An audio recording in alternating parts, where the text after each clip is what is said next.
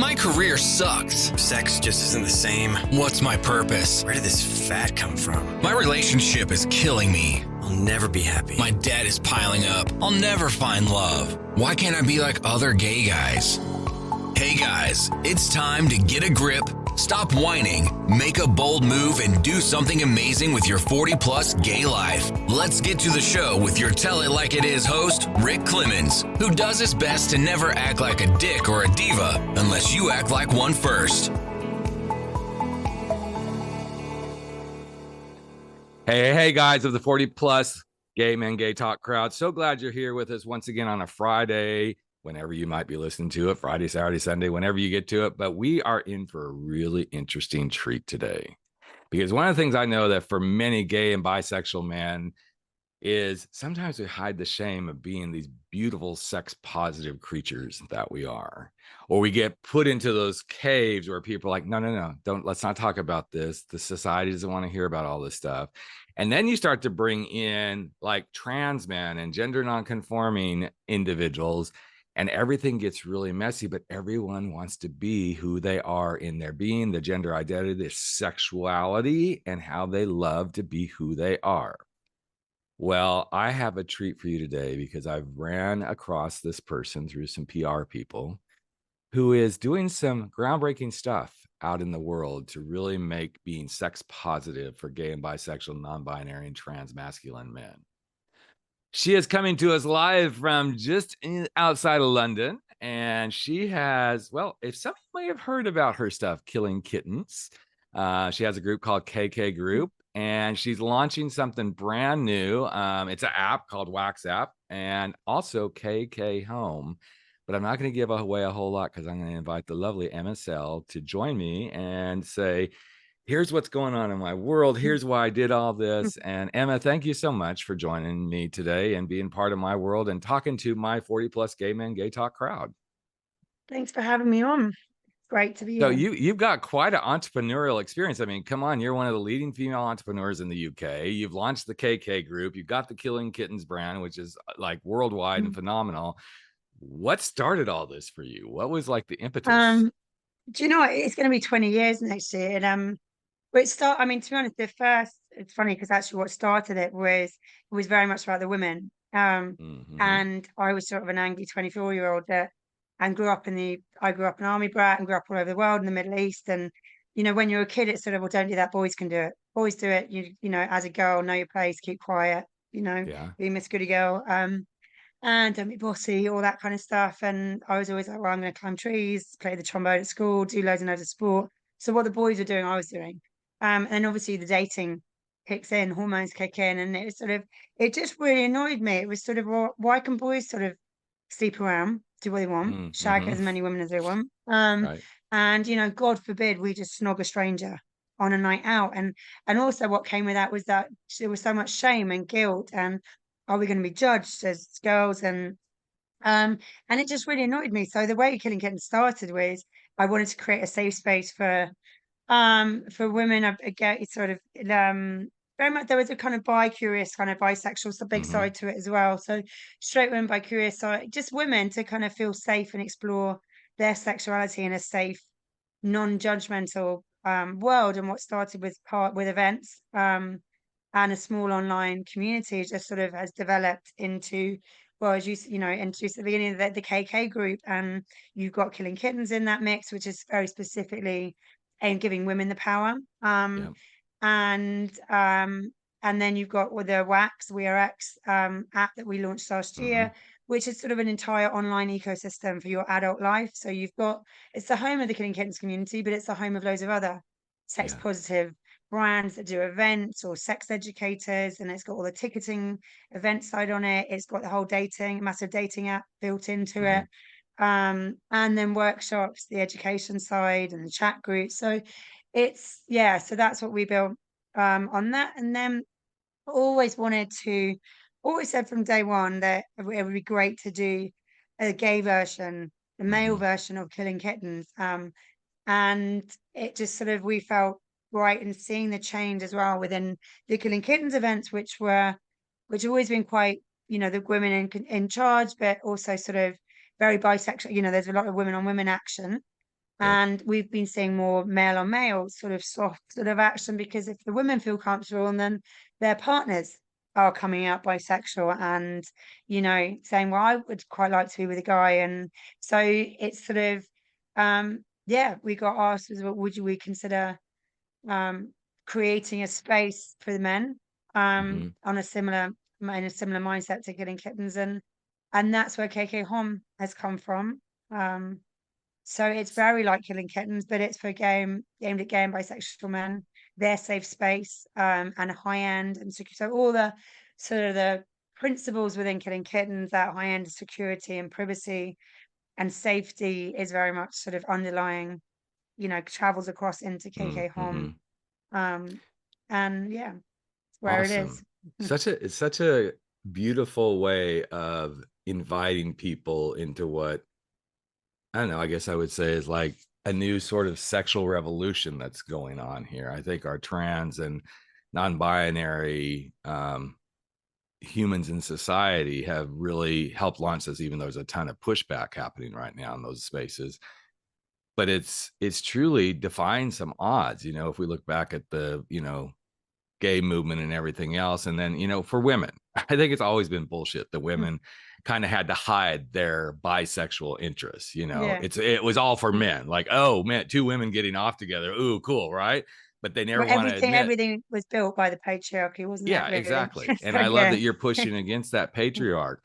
I'm assuming that at times, except that you get all these awards and all these nominations for some, but I would assume at times you get some pushback from establishment, like, oh, this is just about sex. It's just about, demeaning. I mean, it's been 20 years, coming up 20 years of abuse, and every week I have abuse or social media abuse, or just, I've had the other day, all three kids are at Church of England primary school, and I'm always hearing from, I don't hear the specifics, but a new mum I'll speak to and stuff, and oh yeah, we've heard stuff about you, and and they're like, one of them last week said, it's really judgmental, and I said, but she's lovely, and I don't ask what was said, and I don't think they're aware that I walk away thinking, well, wondering what was said about me, and even though this mum's being lovely, it's sort of she's telling me that others haven't been, and so there's always there's but to be honest, I'm so bloody minded, and I've always been so stubborn, and just that pain in the ass kid that if someone said you can't do that, my response is watch me, and I'm going to prove you wrong just for the hell of it, just for the sake of it. So I think there's a lot. The more that happens, the more it fires me up to go. There is a reason. There's a need for it, and and the more people say, well, that's just how it is. I've heard. I think my mum said something, well, that's just how it is with guys. I'm like, that's not good enough. No, it's that's not good just enough. how it is. It's, Right. that's not, the world doesn't change and things don't advance if we all sit there in this, it's just how it is mentality. Right. Well, I mean, as a gay man, I hear that all the time. Well, that's just gay men. And there's so much assumption that comes along. I mean, I love what you're doing. I love the sexual freedom. I love what you're getting ready to kick off here on the 19th with, KK Homme, and making it a safe, erotic space for men to like work out their fantasies and stuff. But that doesn't mean all gay men are like, oh, let's go jump on this, right? No. Everybody in society has their own unique desires and things that they want. But I always think when somebody attacks me, and I'm curious to see your perspective, it actually has really nothing to do with me. It has everything to do with them. It's projecting. So that's often when people say, oh, do you not get insulted? Does it not upset you? I'm like, no, because I learned early doors to flip it. People can be really nasty. And I immediately are like, they're not a happy person. They're not a happy person. To start with, I'd be like, they just need a good shag. And actually, a lot of it does come down to sex, and they're not being their true selves, and they're in crap marriages, and they might not be getting sex. They might be living a lie. It might be sexually frustrated. I think a lot of that projection of people just not being nice people outwardly to other people, and especially on people that are happy, it gets projected onto that is, it says, as you said, it's more about them, and often the bit that it is about them, it has something to do with sex. Almost always. There's always some sexual conflict or something, whether it's not enough, they've had some sexual experience that damaged them from their past. It could be just not admitting, to their spouse. Maybe they've got a hypersexual spouse and they're like, but that's not me, but that's the tension. And so instead of letting your spouse say, I'm really hypersexual, and you go, okay, that's not me, so go work that out somewhere else and let that be okay. We stand in the patriarchy of no, sex is just for this. And, and it's no wonder as a planet, we're so sexually screwed up because we can't just be free to like, here's what I want. And I'm sure as people have, especially let's start with, killing kittens first. I'm sure that many of those people suddenly like come out of those experiences and going, yes, this is what I've been waiting for. Right. That's the thing. I always say it's our sexuality drives us. It's who we are. That base animal core is sex. It's our sexuality. And if we're not paying attention to it and we're not feeding it and looking after it and realizing what it is that makes us tick and then the rest of our lives we won't be happy. We won't be content, and we won't. And I always say that when, trillions of dollars are invested in your mental, apps and tech and companies, and also in your physical, well-being and stuff. There's trillions of dollars invested in those industries. And people invest themselves thousands into their personal mental well-being and their personal physical well-being. And excuse my French, it is in the sexual well-being world, and and into your own sexual development and education, and you wonder why you're frustrated. It's sort of you might look like a Adonis because you've been working out and you've pumped £200 a month into gym membership and personal trainers and nutritionists, and you're going on calm app and meditation apps and mindfulness apps sort of every other hour kind of thing, and putting your feet on the ground, grounding yourself and walking in water and having ice baths, and you've invested all that money into all of that. You're not going to be happy if you haven't invested any time and effort and money into figuring out what makes you tick sexually. So I just find it extraordinary that it's frustrating because you just know it's so simple. It's such a simple thing, and there's so much out there that people could be going on. Like I said, our Wax app, we have, loads of education workshops going on and loads of sex educators with their events listed that you can learn so much, and loads of different chat groups too, some men only ones, women only ones, and the different specifics within sexuality that you could go and be learning and developing. But some of the simplest stuff is, just I was working with a client not long ago. It's been longer. Let's say in the last year. And he had a partner who was so jealous of him masturbating. I'm like, well, that thing, it's like us with sex toys. Exactly. That's the thing, the amount of friends, this is straight couples and girlfriends of mine, the amount of husbands that feel threatened by a dildo is actually it's extraordinary. Right. Well, and sometimes I think that's just the male ego. Like, okay, is the dildo more endowed than I am? Yeah, and to be honest, there's probably loads of gay couples that the same thing. Same thing. But I also wish men would. Okay, guys. I know this is our podcast. I'm not beating up all of you guys, but I wish men would. By the way. Well, I'm sure you do, because you wouldn't be doing what you're doing if you didn't love men. But I wish we could embrace, like, what we have is what we have. Now, what do you do with it? That's the beauty. That's the power. That's the pleasure. And this came up in an online group I was in, and it was interesting to watch. Like, okay, I'm just an average endowed guy, and I'm wondering, anybody else really struggles with a guy? I'm like, basically saying, who are the size queens out there that, like, if it's not this huge, I don't have anything to do with you. And it was a really interesting online conversation that took off, because there was a lot of people like, if guys that concerned about that, I don't even want to have anything to do with them, because that's all they're focused on. But also, one guy said this really well eloquently. He goes, if that's what somebody's focused on, I don't really want to have anything to do with them, but good for them that they know what they want. So then don't turn around and beat somebody up, because endowment is what they're looking for in a sexual partner. And it is this interesting balance where we have gotten so triggered, I think present day especially, around this whole thing. I mean, if you go back in time, at least what we hear through the history books, this sort of stuff has been happening since the dawn of man. It has.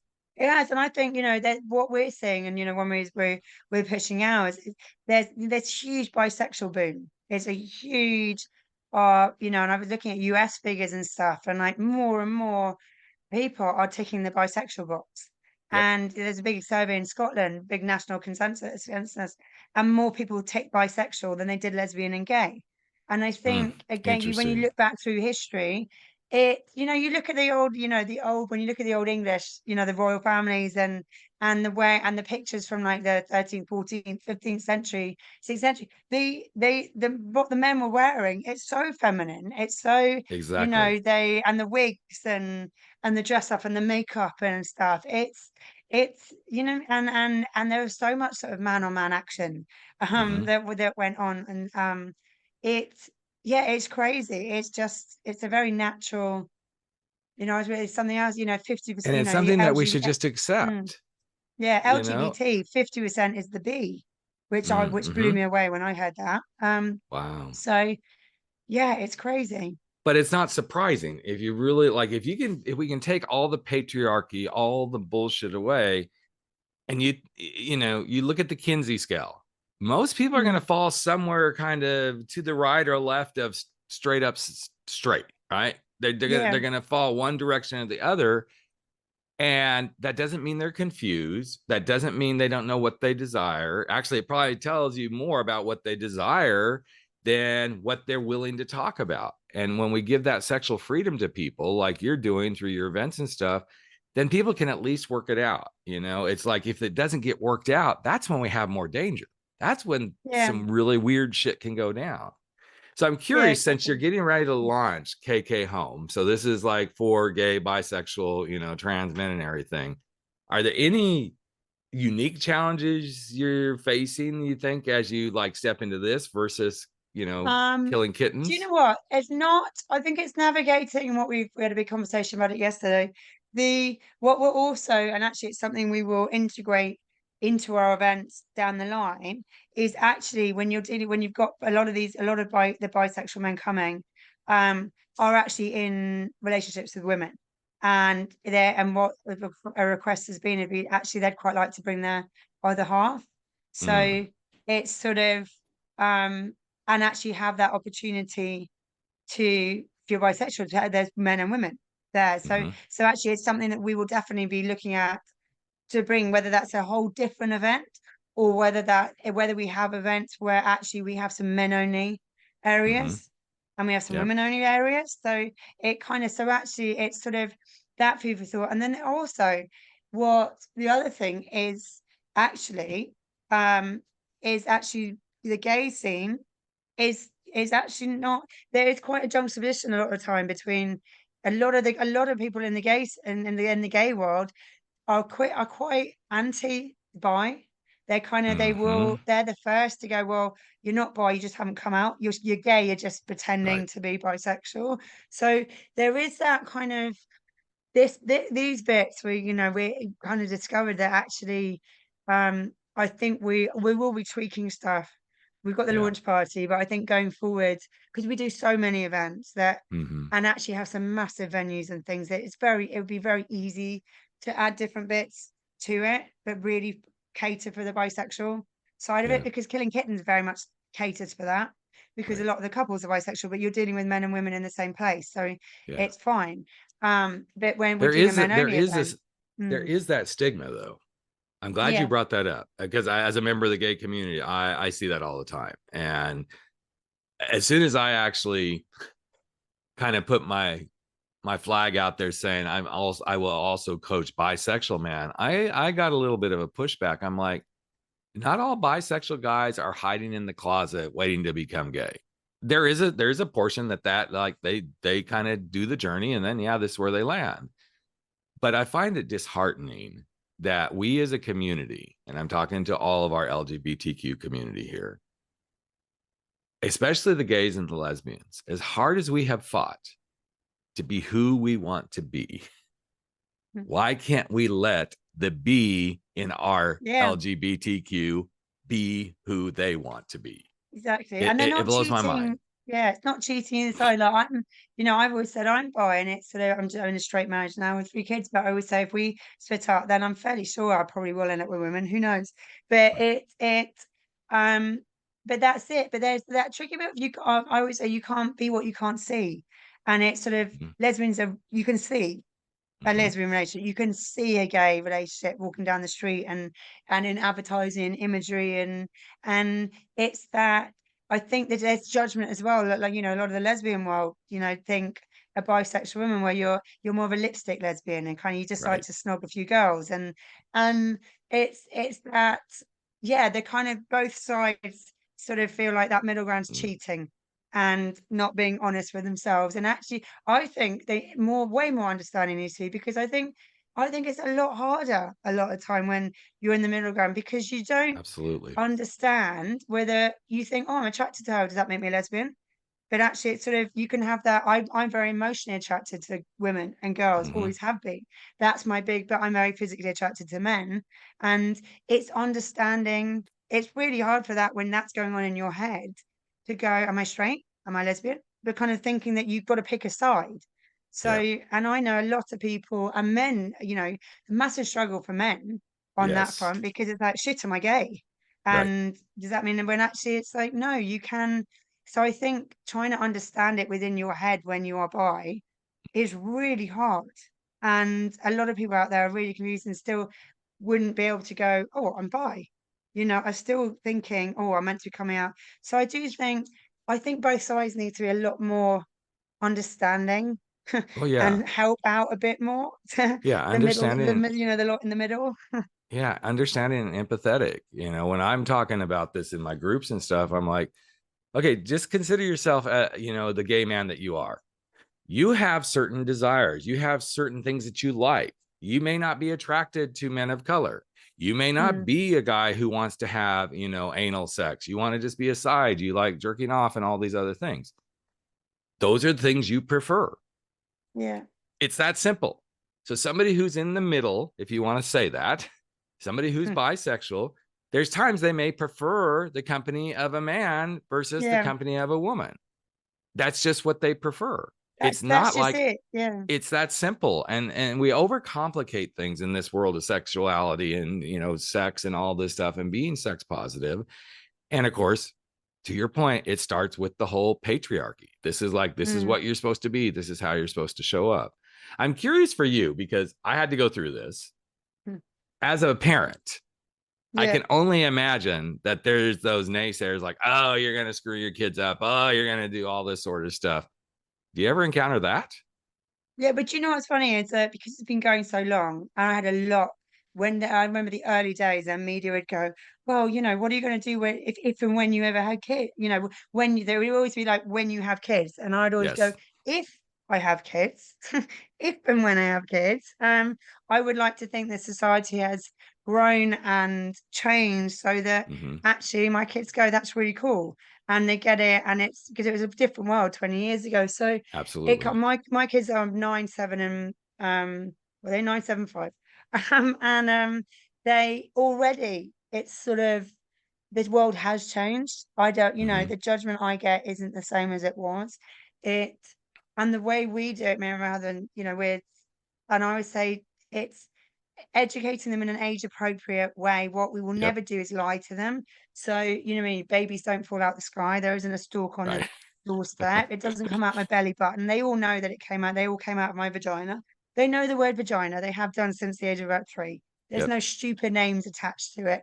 It's sort of that, and and people say we've got 3 really grounded, Hmm. open-minded kids who are the the eldest is one of his godfathers is gay. Um, and he's also the eldest is a real sports boy. He's a real boy's boy, so he could Hmm. be an arse. But he apparently in a class, when they were doing body parts a couple of years ago, the boys she said the word breast, the teacher, and all the boys were laughing. And he apparently swung around and went, "It's just a body part." And it's just things like that That's awesome. I think that's it. As parents, and I've introduced them to like trans friends and love whoever you want to love. And I think that's all we can do. Um, Mhm. and you know, I mean, the little one needs to stop saying the word vagina, to be honest. She does it the whole time. But that's some of the Um, joy too. It's like, okay, I'm doing a good job here. And my husband and I had the privilege not too many weeks ago to walk our oldest daughter down the aisle. And she got oh, married to a guy. Shock of shocks. Yes, gay men can wow, you raise a hadn't screwed her heterosexual up. girl, right? So it's such an interesting thing to see those sort of things come, you know. And I worried at first because I came out later in life. Everybody who listens to this knows that, so we won't go into that too much. But you know, I did have my concerns. And then I realized I'm just going to meet my kids where they are. I'm just going to meet them where they are every step of the way in those conversations. And when you realize as they grow into who they are and you can have candid conversations, funny moments, Mm. I'm not going to repeat an interesting family game we were playing. And then suddenly out of the blue, I won't say what exactly happened, but double penetration came up. I'm like, okay, well, even as a gay dad, I'm like, wow, Yeah, I okay, didn't know we've this gone was here. part of the vocabulary. Okay.